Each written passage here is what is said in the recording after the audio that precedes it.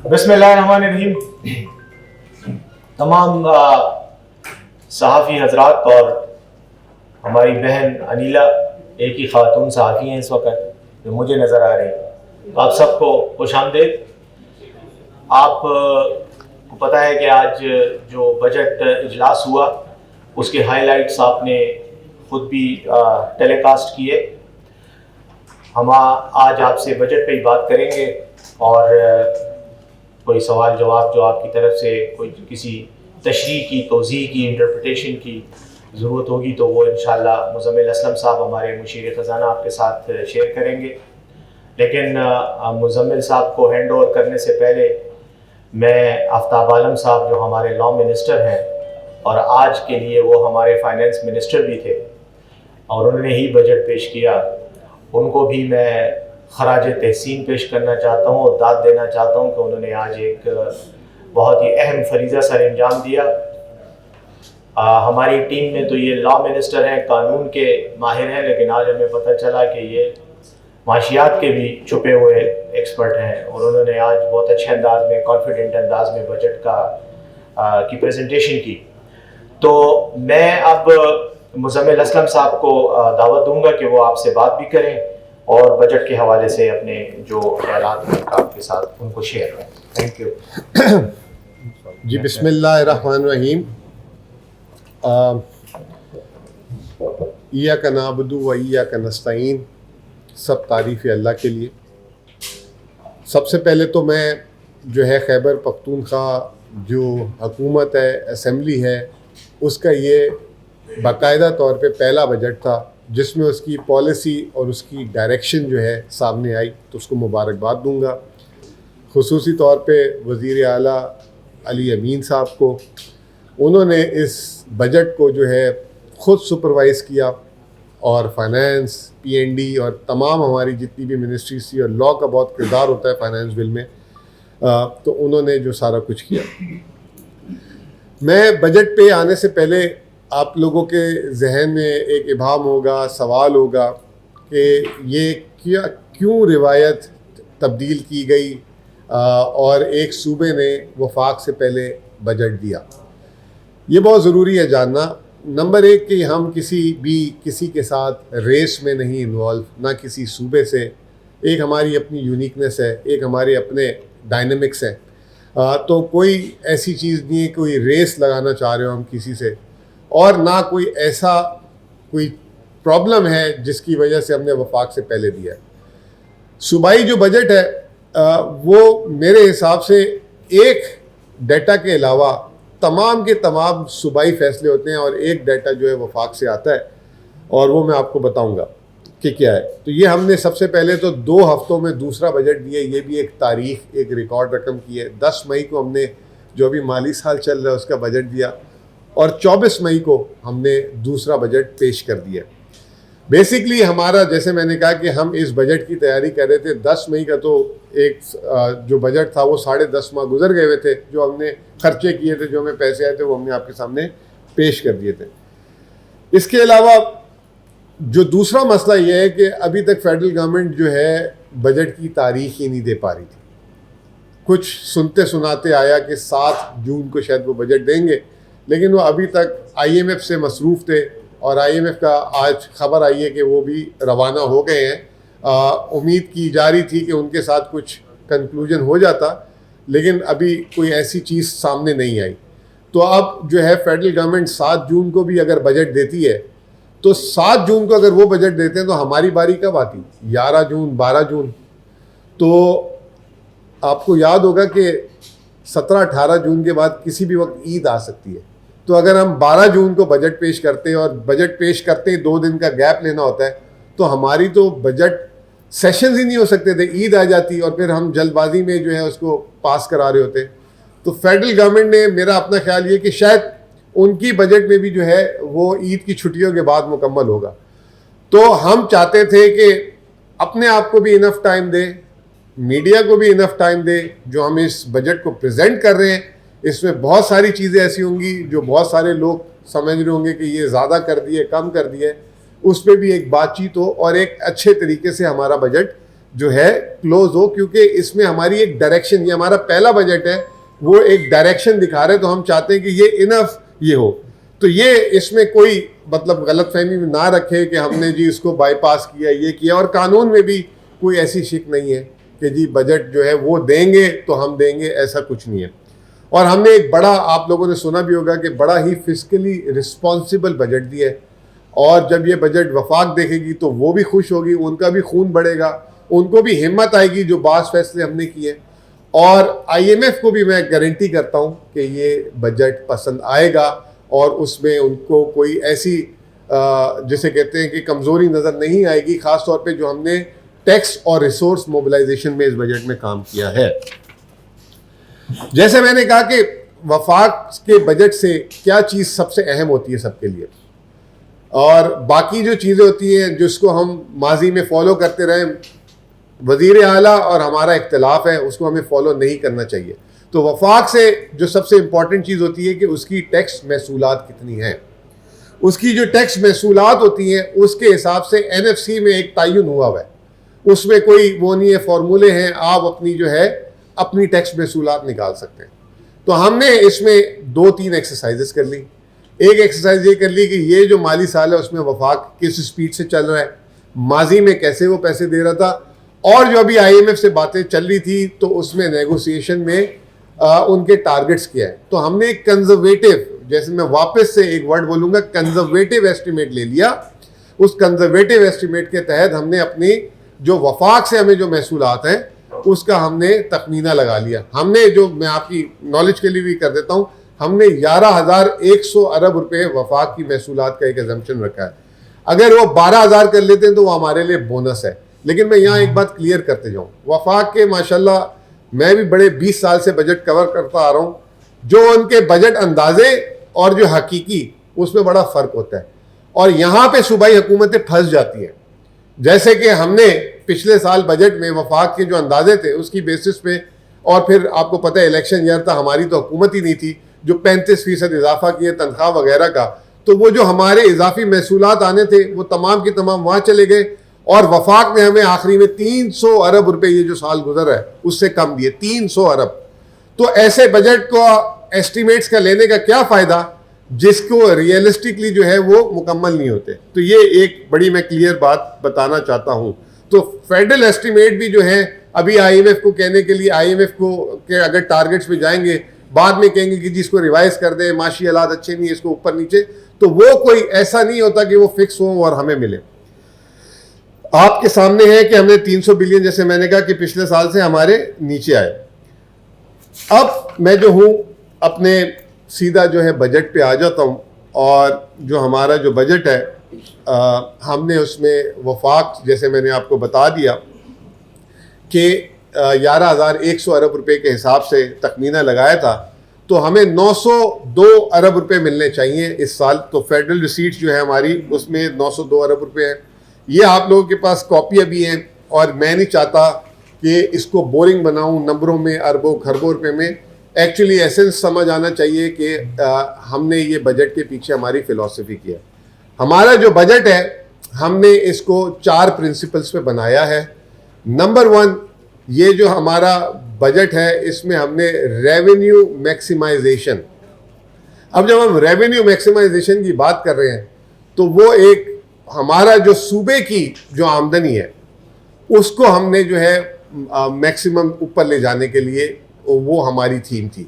अब revenue maximisation जो है हमेशा से डोनर्स को, IMF को, बायलैटरल्स को, हर एक को ये चीज़ पसंद है कि क्यों आप अपने वसाइल से टैक्स जनरेट नहीं कर रहे। माजी में जो है इस पर इतना काम नहीं होता था, और एक हमारे ऊपर और तमाम सूबों के ऊपर एक हमेशा से सवालिया निशान है कि सिर्फ वफाक के पैसों पे आप सारे जिंदा हैं, अपने जो आपके जहाँ पे पोटेंशियल है वहाँ से आप टैक्स नहीं ले रहे। दूसरा हमारा है एक्सपेंडिचर रेशनलाइजेशन, कि हमने अपने अखराजात में कमी करनी है। अब अखराजात में एक तो हमारा जो है ना बिल्कुल रिजिड एक्सपेंडिचर होता है जिसको हम कुछ नहीं कर सकते, वो है तनख्वाहें और पेंशन। लेकिन एक है वेरिएबल, वो है नॉन सैलरी एक्सपेंडिचर। हमने इस साल करके दिखाया और अगले साल भी उसमें हमने काफ़ी उसको कंट्रोल रखा है। तीसरी चीज़ जो रिसोर्स मोबिलाइजेशन पे हम कर रहे हैं कि जहाँ जहाँ टैक्स कम था या उनको लाना था उस पर हमने काफ़ी काम किया, वो आप हमारे बजट से भी देख लेंगे। और आखिरी में रीडिस्ट्रीब्यूशन ऑफ वेल्थ, जिसके ऊपर टैक्स बनता है उससे टैक्स लेना है और जिसको देना है वो रिलीफ हमने देना है। खान साहब की जो फिलॉसफी है, रोज़गार, रिलीफ, सोशल वर्क, वो तमाम चीज़ें, तो ये 4 कंसिडरेशन पे हमने रखा। हमारे जो असल मसला ये है कि हमें वफाक से जो हमारे एग्रीड पैसे हैं वो हमें नहीं मिलते। अब मैं मोटे मोटे बता देता हूं कि हमें कहाँ पे डर है, जो हमने तखमीना रखा है हमें वो पैसे नहीं मिलेंगे। नंबर 1, विंडफॉल लेवी 46.8 अरब, पिछले साल भी हमें जो है नहीं मिले उनसे पैसे, ये हमें लगता है। नेट हाइडल प्रॉफिट, पिछले साल जो हमने बिजली दी है पूरी, उसमें 0 रुपया मिला है, 1 रुपये 10 पैसे के हिसाब से, जिस पे मतलब हम एग्री नहीं करते, वो भी पूरे नहीं हुए। और वो भी पूरे नहीं हुए नेट हाइडल प्रॉफिट, और 1 रुपया नहीं मिला हमें। 7 अरब रुपये उसके पिछले सालों में मिला। ये हमारी डिमांड है। अगर आप फेडरल गवर्नमेंट चाहती है कि हम बहुत, अभी तो हमने 100 बिलियन का सरप्लस दिया, इसको 150-200 अरब तक लेके जाए, तो ये रकम नेट हाइडल प्रॉफिट की हमारी इस साल की जो हमने रखी है बजट तखमीना 33 बिलियन, और जो हमारा पिछले सालों का जो 2 सालों का हिसाब है 78 बिलियन, वो दे दें। एक तो ये हमारी जो टोटल जो रिसीट्स है जो वो 1212 अरब रुपए हमने रखी हैं। इसमें जो प्रोविंशियल जो हमने रिसीट, जो हमने अपने प्रोविंशियल ओन टैक्सेस, जिसको मैं रिसोर्स मोबिलाइजेशन का वर्ड और टैक्स मैक्सिमाइजेशन की एक्चुअली बात कर रहा हूँ, उसमें हमने जो है 93.5 अरब रुपए रखा है। इस साल हम बामुश्किल 70-72 अरब तक पहुंचेंगे। तो हमने इसमें बहुत सारे इकदाम लिए हैं जो अभी आपसे कुछ उसके बारे में बात भी कर लेंगे और फिर जो है इस पर आगे निकलते हैं। दूसरी चीज़, हमारा जो सबसे जो बड़ा मसला है वो ये है फाटा से जो है हमें जो मर्ज एरिया जिसे कहते हैं, हमें बड़ी डिसअपॉइंटमेंट हो रही है अभी तक फेडरल गवर्नमेंट की तरफ से। हम जो है सिर्फ इस साल नॉन डेवलपमेंट बजट जो फाटा का जो है ग्रांट में यानी तनख्वाहों में 72 हम एक्सपेक्ट कर रहे हैं कि हमें वफाक जो है 72.6 अरब रुपए देगी, जो पिछले साल सिर्फ 66 अरब रुपए दी थी। और इसके अलावा हम एक्सपेक्ट कर रहे हैं कि 55 अरब रुपए, क्योंकि हमारा खर्चा 72 अरब रुपए नहीं है, हमारा खर्चा जो है 120-123 अरब रुपए के करीब है। तो हम एक्सपेक्ट कर रहे हैं कि हमें जो वफाक से एडिशनल ग्रांट मिलनी चाहिए, क्योंकि हमारे खर्चे सिर्फ तनख्वाहों के और गैर तनख्वाहों के ज़्यादा है। फिर एक वो है AIP जो है एस्केलेटेड इम्प्लीमेंटेशन प्रोग्राम, उसमें 40 अरब हम एक्सपेक्ट कर रहे हैं कि जो तरक्याती अखराजात में उनसे, और जो है IDP के भी पैसे हमें देना छोड़ दिए उन्होंने, जो वहाँ पे इंटरनली डिस्प्लेस लोग हैं, क्या कहते हैं, जो वजीरिस्तान और उन इलाकों में जो है 17 अरब रुपए का इस साल हमने फिर रखा है, पिछले साल हमें 0 मिला है।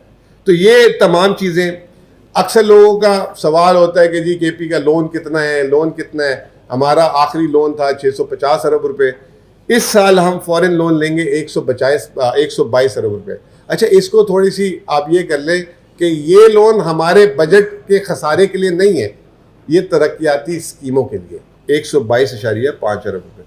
वफाक जो है उसके लिए सिर्फ 26 अरब रुपए की तरक्याती स्कीम हमारे लिए रख रही है। हमारे जो करंट एक्सपेंडिचर है सेटल्ड एरिया के सूबे के, इस साल हमारा तखमीना है कि वो 1093 अरब रुपए होंगे, और पिछले साल हमारा उसमें 817 अरब रुपए खर्च हुआ था। और जो हमारे मर्ज एरिया का जो, जैसे मैंने अभी आप लोग को बताया कि वफाक से अगर 72 अरब रुपए भी मिल जाए तो बड़ी बात है, 144 अरब रुपए का हमारा जो मर्ज एरिया का सैलरी और नॉन सैलरी बजट का एक्सपेंडिचर है।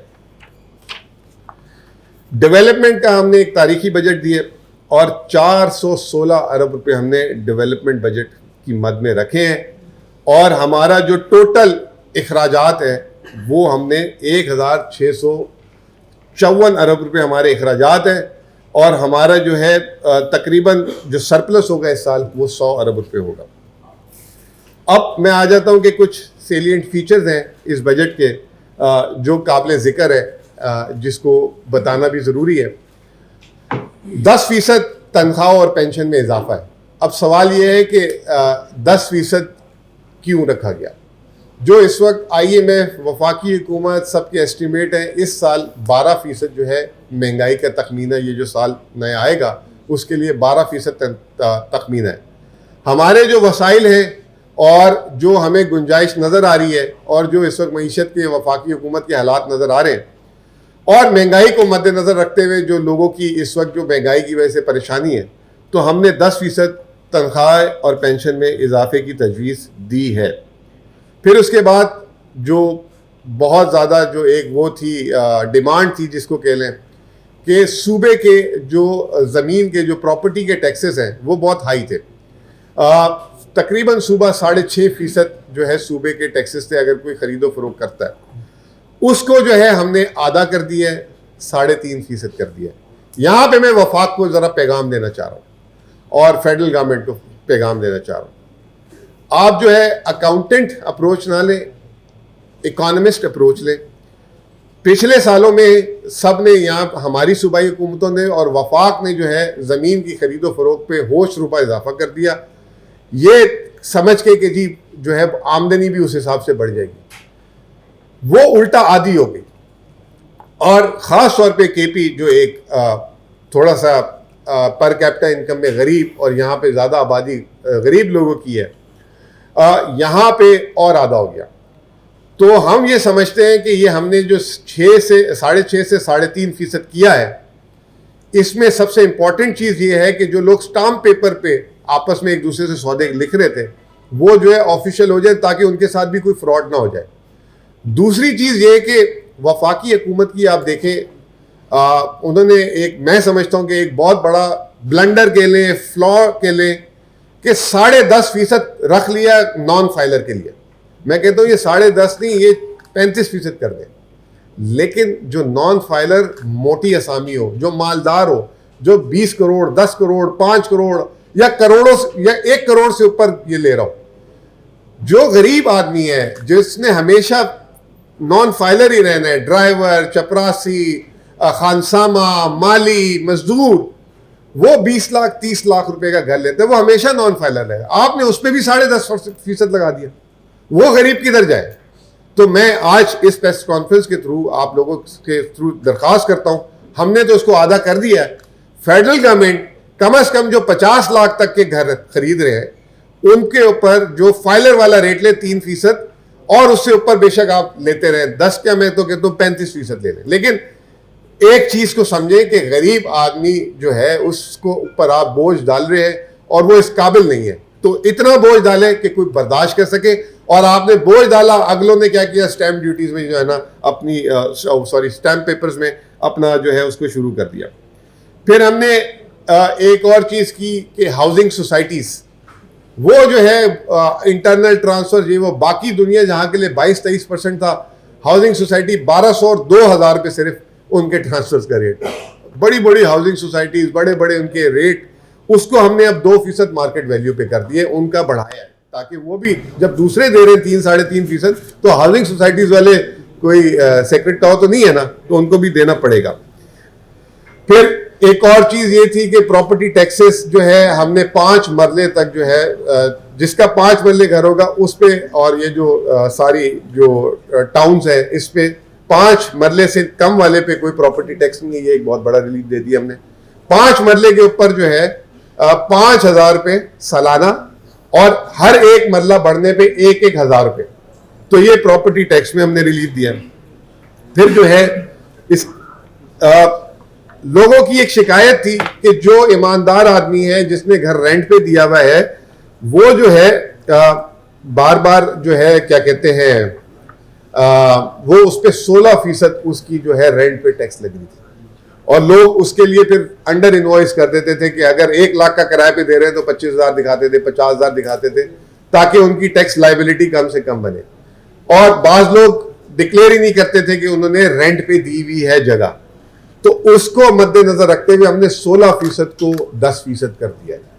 और उसमें भी जो है, और हमने जो है जो मेडिकल स्टोर, मेडिकल हॉस्पिटल्स, ये वो इस तरह की 4-5 कैटेगरीज हैं जो बहुत पब्लिक सर्विस सेंसिटिव है, उसको हमने मजीद कम करके 5% कर दिया।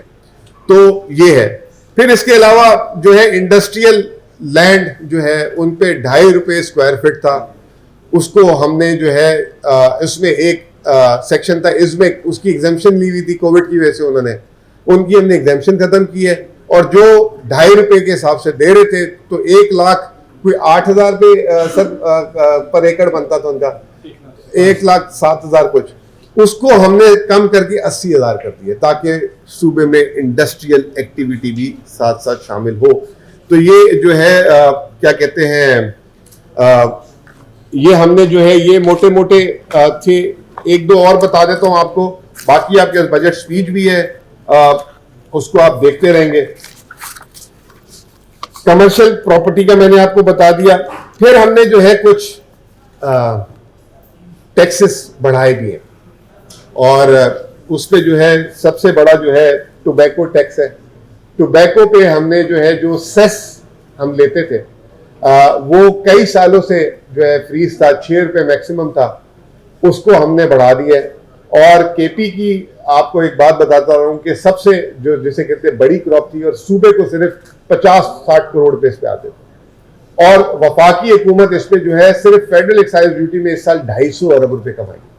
हमारा कमोडिटी, हमारी कोई सूबे की और एग्रीकल्चर कमोडिटी फेडरल के पास नहीं है, ये वाहिद कमोडिटी, और हम सिर्फ जो है 50 करोड़। और ये सेस भी ग्रोअर नहीं देता, ये देती है टोबैको बोर्ड और टोबैको कंपनीज।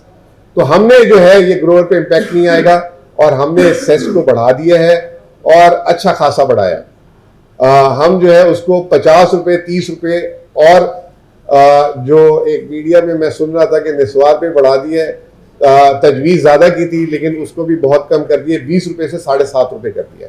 ठीक है जी, तो निस्वार पे थोड़ा हमने हाथ हौला कर दिया है, आप यूँ समझ लें।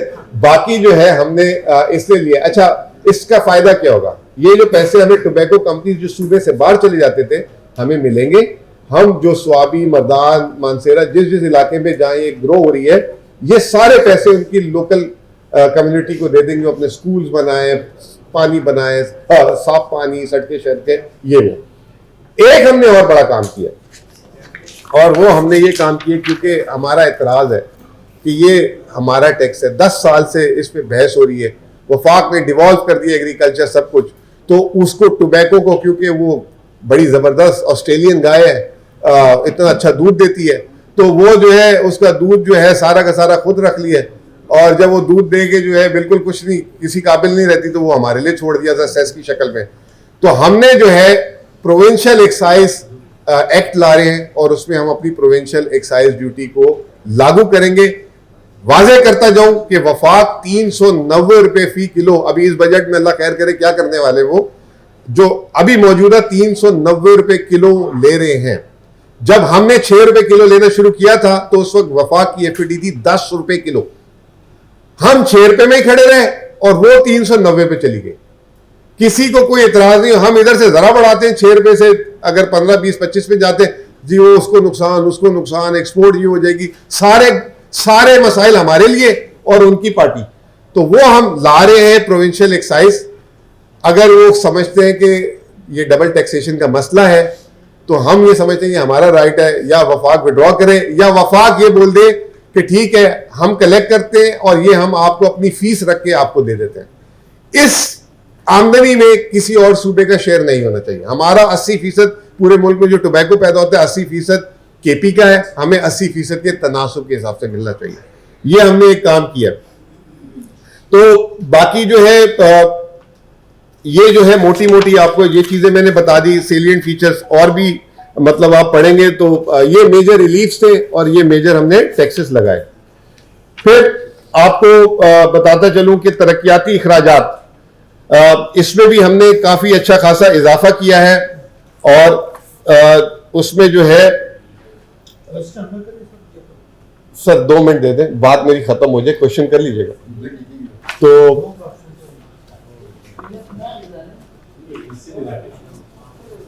चले मैं आपको क्वेश्चन का टाइम जल्दी दे देता हूँ, कुछ चीजें आपको मोटी मोटी बता देता हूँ कि हमने जो है इस दफा अपना जो सबसे इंपॉर्टेंट चीज है वो ये है कि थ्रो फॉरवर्ड को जो है 11 साल से 5 साल पे 6 साल पे ले आए और हमने बहुत सारी जो स्कीमें थी उनको डिलीट कर दिया है।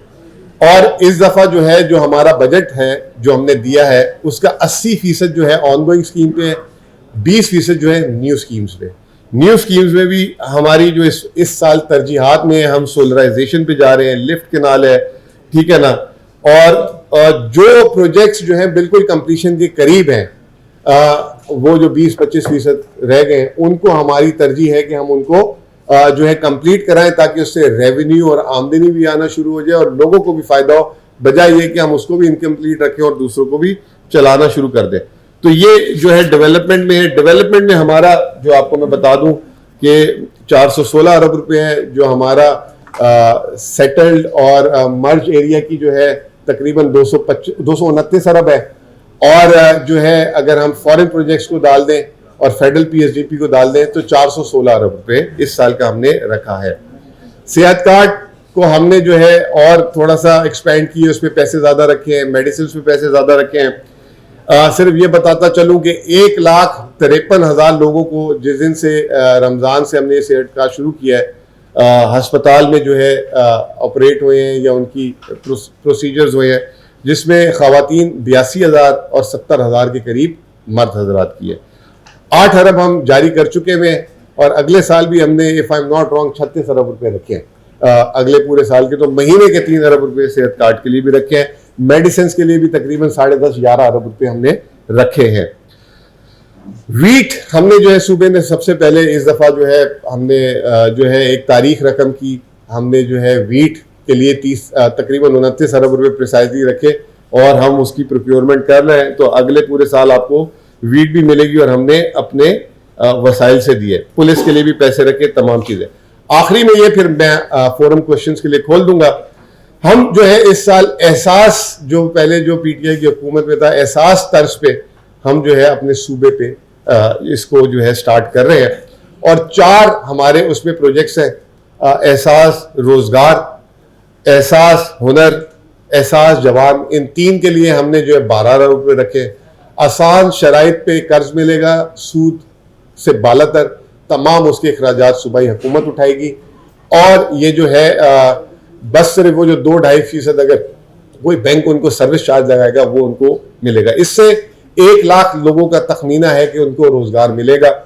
और एक अपना घर स्कीम शुरू कर रहे हैं, वो भी जो है सस्ते घर होंगे और वो भी जो है इस साल हम 5,000 घरों का तखमीना हमने लगाया है कि ये 5,000 घर होंगे। बहुत बहुत शुक्रिया दूसरी दफ़ा सुनने का, लेकिन मैंने इसीलिए बजट के नंबर कम से कम रखे